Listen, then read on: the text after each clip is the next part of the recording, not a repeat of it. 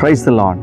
கிறிஸ்துவுக்குள் பிரியமானவர்களே, இந்த நாளிலும் கூட சங்கீதம் 147:3 நாம் வாசிப்போம்.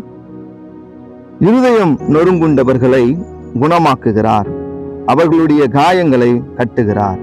எனக்கு அன்பானவர்களே, இருதயம் நொறுங்குண்டவர்கள், இன்னைக்கு உலகத்துல நமக்கு எத்தனையோ போராட்டம், இருதயம் வேதனை அடைகிறது.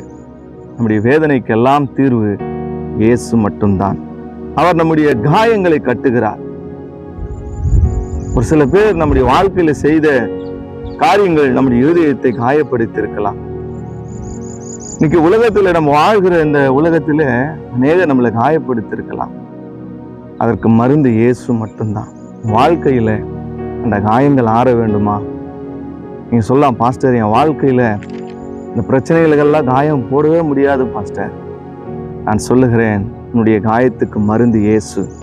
இன்னைக்கு நிறைய பேர் உலகத்தினால காயப்பட்டு, உலக மனிதர்களாலே காயப்படுத்தப்பட்டதுனால அவர்கள் மதுபானத்திற்கு அடிமைகளாய் போயிருக்கிறார்கள். ஒரு சில காரியங்களுக்கு அவர்கள் அடிக்ஷன் ஆயிருக்கிறாங்க, விட முடியல. என்னன்னு கேட்டா, அவர்கள் செய்த அந்த காரியத்தை மறக்க வேண்டும் என்று சொல்லி அப்படி செய்கிறதை நாம் பார்க்கிறோம்.